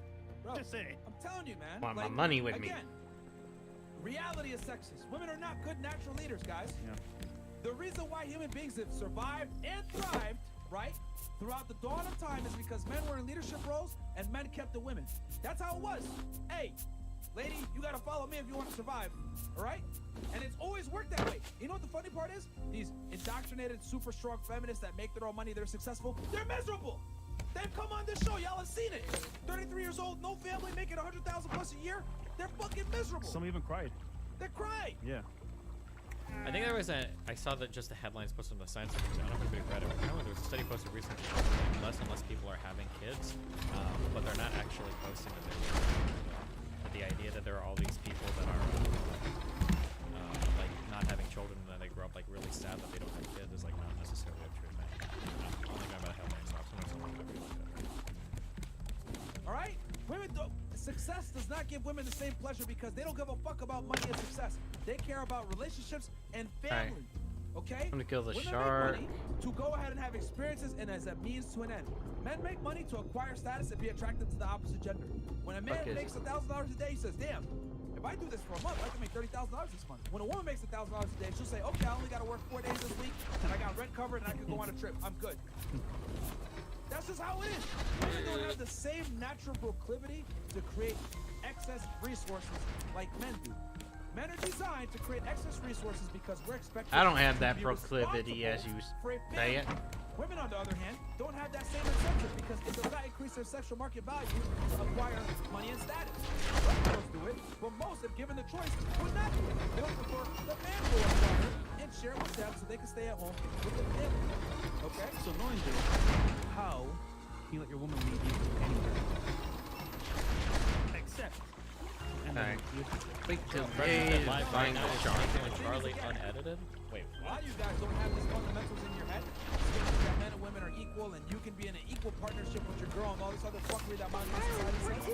We're equal, right? Yeah, we're equal until the fucking guy breaks in or I gotta chase him. no, people in my chat would be spamming if that was true. Pay the bills, yeah. Alright. You know, even the biggest egalitarian feminists still expect you to pay the fucking bill. And if you All don't, I teach you guys to do is to appease to women's natural selection process. That's what they naturally want. You know how many feminists I fuck, bro, that are fucking cap? Oh, you're toxic and misogynistic as they suck right there. Fuck these whores, bro. I'm telling y'all, man. I can tell you guys stories for fucking days about these 3 or 4. even some on the show talking about. Okay, I'm gonna leave the arrow spot. Late night Yeah, balcony. man. Yeah, well, not balcony because you don't like balcony. Yeah, man, but I'm trying to tell, I don't like to brag about my escapades, but I'm telling you guys, these girls are fucking liars, bro. Yeah. They love guys like us that tell them shut the fuck up. Okay? Well, I say respectfully. But yeah. But I'm telling y'all, bro. I'm telling you guys, man. Yo, marriage is not in your best interest. The game has changed. All right? Some more chats here, guys. All right. If I ran. Alright. Unofficial Bosch Andy ran. says, yo, my guy, my wife and I watched the show together. It's elevated our already great marriage. Also, she lost her ass off when you stumped the 3 or 4s. Stump. All right. Jose Flores says, hey, Myron, can I get some oil money? I don't have any oil money, man. Andrew, it's tragic that in a society where we say actions speak louder than words, that women's abhorrent Where the fuck actions did my are founder never go? called into question, but men's words calling out said actions are demonized. Myron, most women don't deserve less, they deserve nothing. God damn. That's a new book. Young Mikey says, That's gonna be book 4. so I went out with this chick 6 times and spent over 2K so far. She spent a night at my house 3 times. When I bring up smashing, she says, we need to get to know each other a little more. And she says, she's celibate now. Yo, What do you expect? what did I say earlier? The game is, the girl says, let me go ahead and leverage my sexuality for some type of compliance, whether it's time, attention, resources, etc. In this case, this girl got all 3 out of you, right? Bro, it's time to cut your losses and move on. Rig that back. I went out with this chick 6 times and spent over 2K. And here's the thing, I'm not even saying this to make fun of him. You know how many guys are in that position? A lot. Every day. And you know what's worse? Girls like that will say, I need you to marry me first. And then your dumbass will walk down the aisle, marrying her, thinking, yo, like I'm getting a pure girl. She was celibate the whole time we were together. But what you don't realize, she was getting dogged out By for somebody years. else for free. For free in Miami. He spent nothing. And then she realized, damn, I feel like shit. Let me give y'all niggas some game real fast, because this shit infuriates me. When a girl says, I'm celibate, or I'm taking a break, or any of this other shit, she's a whore. Yeah. And one more time, Sonic. Bro, just no matter what. I don't know why men don't understand this shit. When a girl says, "I'm going through a detox," or "I'm a celibate now," or "I'm She's looking not for the next gonna do Giga that Chad. anymore," or "I'm looking for any of this stupid shit that she says, like, "Oh, I'm like changing whatever." 9 out of 10 times she was a fucking slut, and now she's trying to sell your dumbass purity because she knows that she can finesse you. And also, she's telling you that. So for she's being honest, okay? You know what? She's being honest. For you, she's celibate. For next time, she's not. So she's telling you the truth. But for you, bro, if y'all saw my face when I'm going through TikTok or Instagram, and I see the girls do the stupid shit that they do on the internet, and you niggas still sit here and give these girls attention and resources, etc., when these bitches don't deserve any of that shit, bro. I was watching a clip. Like 2 days ago, this girl's dressed up, provocatively, and shit. She's with her man, and then the guy asked her, "So, if your guy told you, you know, he didn't appreciate you dressed up like that, what would you say?" This bitch has the gall to say, right with him, right there, "I do what I want." Was it a Hispanic girl? I think she was. I don't know. She was like light skin. I don't know if she was black or Hispanic. Okay. And the dude was there, and he's like, "Well, you know, shorty, like it's gonna be like this, blah, blah, blah." He's wearing glasses? I seen that one. I seen that one. I don't even remember, but I think so. The point I'm trying to make is that she had the nerve with him there to disrespect him on camera in public and say, "Oh yeah, no, I'm gonna do what I want," blah blah blah blah blah. Bro, the fucking fury when I see that shit. You wanna know why? Because I know behind closed doors, if she's willing to behave like that in front of a fucking camera, it's even worse. She fucking berates him behind closed doors. Yeah. She'd probably be smacking him around and shit. Or girl trips. Or hey, honey, girl trips. Gone for a month. Sorry. Dubai. Violating him. Yeah. Guys, you must assert dominance with your girl. Never physically, but with the ability to walk away. When you're able to walk away, girls are gonna get in play and understand that you will fucking leave your dumbasses and leave them to the streets. Because I'm telling you, I need to experience that cold sometimes to realize how warm you are. That's the reality. These bitches need to go on the streets a lot of times, and you niggas are not willing to kick them to the fucking streets.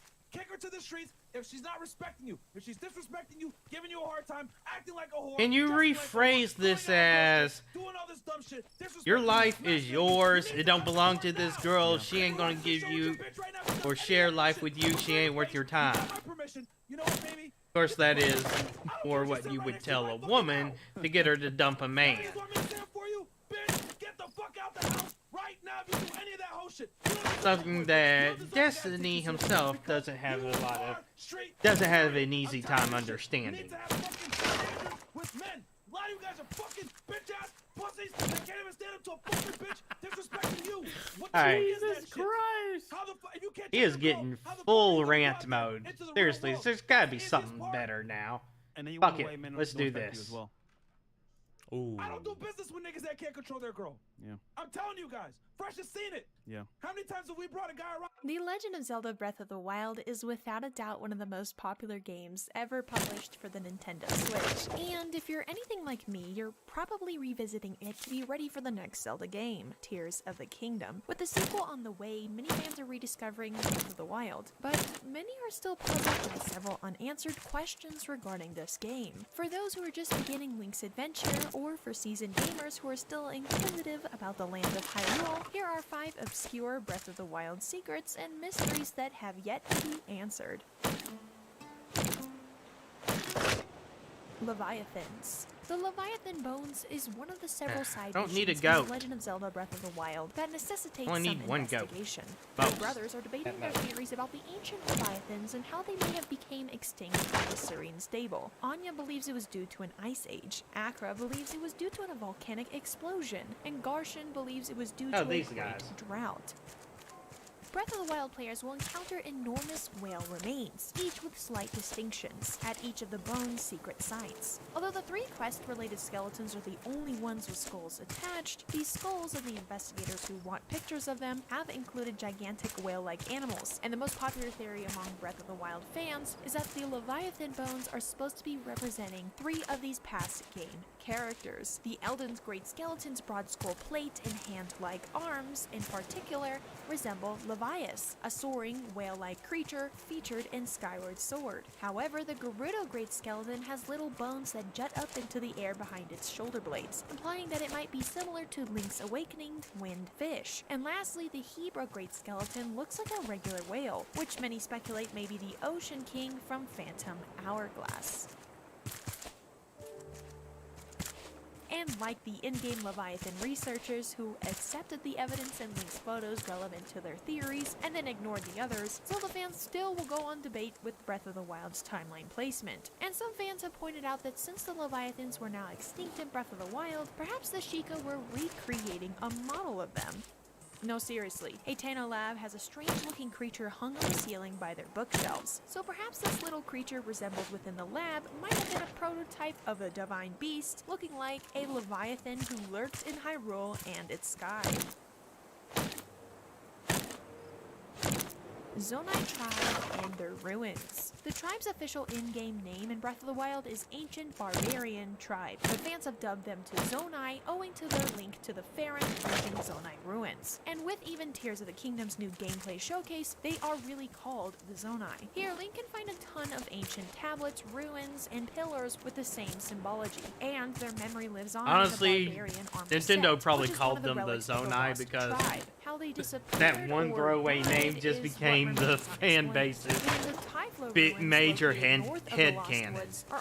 I guarantee you that the headcanon is why the Zonai are a big deal in this next game. You must rely on either torches or other ways to see anything. There's a shrine, of course, a big Hinox boss, and several other interesting stuff within. So what's unclear about this is why these ruins exist and why they're shrouded in this thick fog of darkness. Some fans still speculate that the darkness still has some part to do with the lost Zonai Tribe. Regardless, these ruins are creepy and unexplained canonically. There's also the other strange issue. The Typhlo ruins and some of the labyrinths are Sheikah trials for the hero. We still don't know why the Sheikah are conducting these tests within Zonai ruins. Some assume that the ancient Sheikah know exactly what happened to the Zonai, or that they once collaborated with them against Calamity Ganon. Did the Sheikah just discover the ruins and use it for their tech, or was there possibly something else that the Zonai and the Sheikah know? Well, it's quite exciting because the tribe will be explained and possibly answered within Tears of the Kingdom. Rito and Zoras both exist.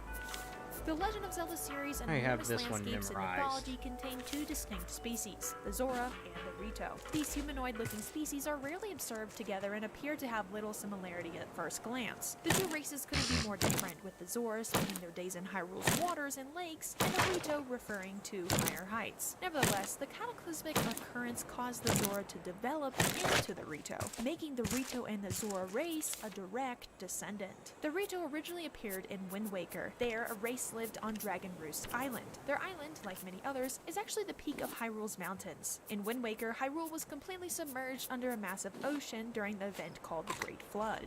This is all well and good, but in Breath of the Wild, both races exist. Perhaps there's an explanation here. The Rito, on the other hand, has undergone a thorough rework and redesign within Breath of the Wild. The Rito have seemed to evolve into anthropomorphic birds, almost descending from, like, Loftwings back in Skyward Sword. And depending on the chronology, it's conceivable that the Rito have evolved to the point where they have distinct similarities with the Zora. And alternatively, the one that makes the most sense is that the Rito and the Zora in Breath of the Wild may be completely separate, with no relationship between the races at all. But for now, it doesn't seem to make any sense. Some fans say this is just because it's been 10,000 years, and although the Zora and Rito are linked in one game like Wind Waker, this does not imply the same if they are in another. Until Breath of the Wild reveals additional information, the Rito will be regarded as descendants of the Zora race.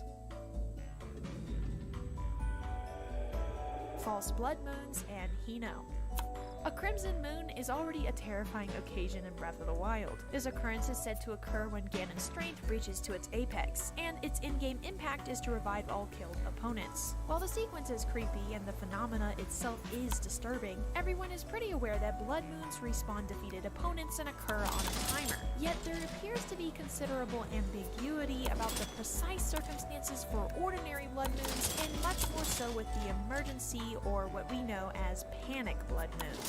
Nevertheless, after playing Breath of the Wild for a while, some players found out that not all blood moons are caused by time. While others have attempted to compute the explanation behind a random blood moon event, the most accurate response comes from a Reddit user clarifying the time system, blood moons, and the Lord of the Mountain spawns. Blood moons are also used to reset internal state, where some subsystems are running out of memory or become unresponsive. Such blood moons do not follow the regular schedule and are commonly referred to as panic blood moons. A common misconception is that blood moons help replenish system memory by resetting enemy kill flags. This is, however, total nonsense, because enemy kill flags are just game data flags, and all game data flags are loaded to boot up. Panic blood moons occur when the game is running out of memory, or when some tasks are taking too much time. Contrary to widespread theory, they are not used as a generic error handler or a fallback for unhandled events. Panic blood moons can only occur in specific cases. Part of the actor system and placement manager are reset when there is a panic moon, and it invokes a code called Demo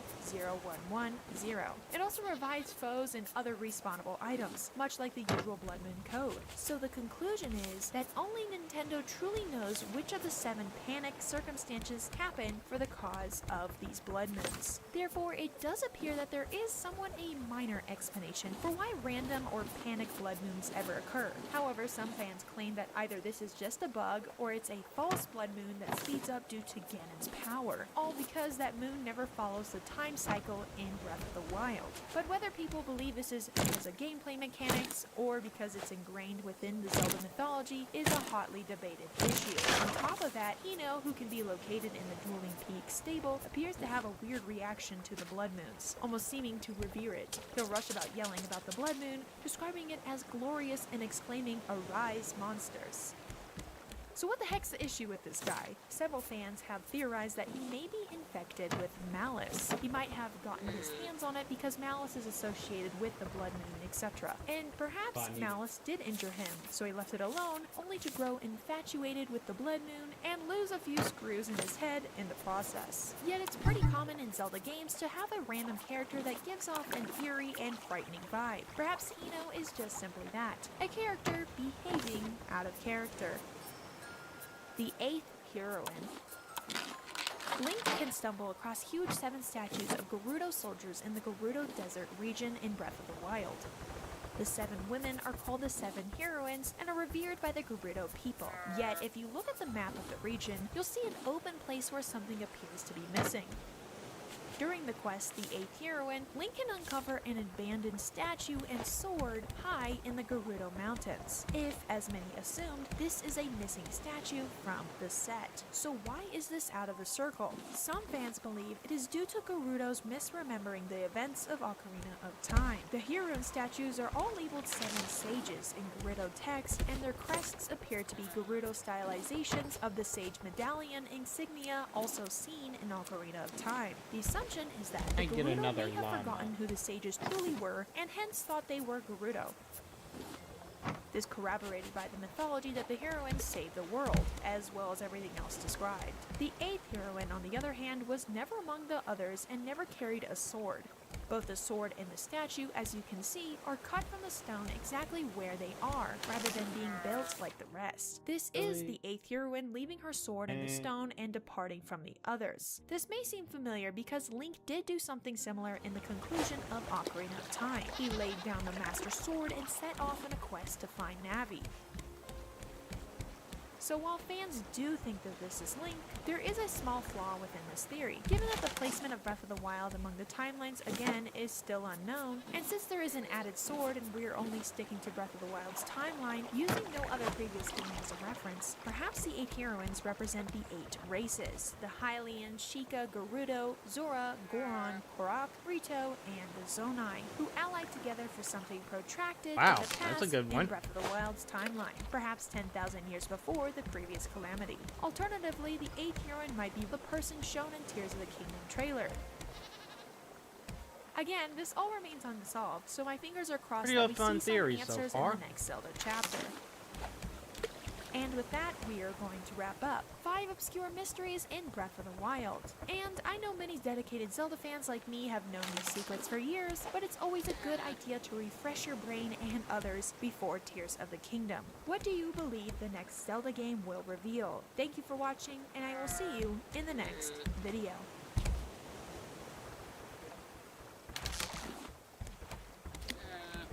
Welcome back to LimQ Plus, everyone. On this channel, I'm 100%ing Breath of the Wild by a bit every day until the sequel comes out, which today is in 164 days. We're getting, once again, a little bit closer to Tears of the Kingdom. I will talk about different topics every day while playing, and I hope you enjoy. Today, because I was recently kind of hinting at it, I wanted to briefly rank every area in Breath of the Wild. And I'm not necessarily going to make a tier list because it's kind of hard while playing, but I'm going to give every single area in the game a rating from 1 to 10 and briefly go into why I give those areas that rating. First of all, I can already give it away. There will not be a 10 out of 10 area in this game. 10 out of 10, in my opinion, means that I have simply no issues with an area, and that's just not the case. But nonetheless, let's get started. I'm going to be ranking the areas by towers, so whatever a tower reveals is going to be considered an area. And I'm going to start with the Hebra Tower and the Hebra region. Now, in yesterday's video where I talked about frustrating things that the developers of this game may have not tested, I talked about my issue with Hebra, and that's what you can currently see, that this weather, this foggy, cloudy weather, is basically persistent 90% of the time. Hebra is an extremely interesting, beautiful region. Unfortunately, you can't see it. And that is my biggest frustration with Hebra right away. Also, it seems like this area has an increased spawn rate, maybe because there's a lot of empty spaces of stall enemies, which are pretty annoying to deal with, those skeleton enemies, which spawn at nighttime. And another frustrating thing casually, I think a lot of people agree with me on that one, is that the shrine diversity in Hebra is a little bit underwhelming. There's a lot of tests of strength, shrines. It's easy to get lost in, which is, after playing the game a lot, not really an issue anymore. It's just sad that you actually can't see where you are. Lots of tests of strength shrines, but, and I will say, if it was constantly clear out here in Hebra, this would be one of my favorite areas. It has these hot springs which are really nice. It has nice hidden areas like the Great Hebra Skeleton, the shield surfing challenge, and lots of good mechanics as well, in my opinion. But all things considered, unfortunately, because of how the weather is, shrine diversity, and it's easy to get lost in Hebra, it's going to get a 6 out of 10 from me. It would be an 8 or 9 if the weather was different, because I actually quite like it. My only complaint then would be the shrine diversity, but with this weather, unfortunately, it is what it is. Now, the next area I'm going to talk about is the Woodland Tower and the Woodland area. The Woodland Tower mainly unlocks the Korok Forest, but it actually also unlocks the Forgotten Temple. I'm pretty sure the Forgotten Temple is technically part of the Woodland Tower area, which is surprising, but I'm pretty sure that's how it works. Don't quote me on that, but that's the last time I checked. I was surprised. So Woodland Tower, Woodland area for me is, I would probably give it a 5 out of 10. It's a pretty bland area with not too much to do, but it still gets a 5 because it does have some highlights, like the Master Sword and the Forgotten Temple. Visually, it's kind of whatever. It's kind of a mix of Eldin and Tabantha, nothing special at all. There's like a swamp area here. So it's not the best, in my opinion. It has highlights, which is the reason the score isn't lower. But other than that, it's a really forgettable area. And I don't think I've heard anyone ever say that their favorite area is the Woodland area. So that's simply why it's the middle, kind of forgettable area. But it does have some highlights if you really look into it. The Eldin Tower is next, and the Eldin Tower might be my lowest rating of this bunch. I really don't like Eldin. I know there's some Eldin enjoyers out there, but the geography, the visual aesthetic, the entire quest line up there, none of that was really enjoyable for me. So I would probably give the Elden region in this game a 3 out of 10. It had some cool mechanics like the minecarts and I guess that's it. No, there's got to be something else, right? The minecarts and the yeah, I like the minecarts, I guess. I feel like that's pretty much it. There's some really cool shrines here on the volcano, and especially here in the foothill area, but I'm actually not sure right now if the foothill area is unlocked through the Nehru Tower. No, I don't think it is. There's some cool shrines in this area, but other than that, it's also pretty annoying for speedrunning, especially because it's really hard to perform wind bombs on this terrain. So overall, not very fond of the Elden area. It's going to be a 3 out of 10 from me. Next up is going to be the Akkala Tower. And the Akkala Alright, I think I'm done. Is probably going to get an 8 out of 10 from me. Aesthetically, it is one, if not the prettiest area in the game. We have these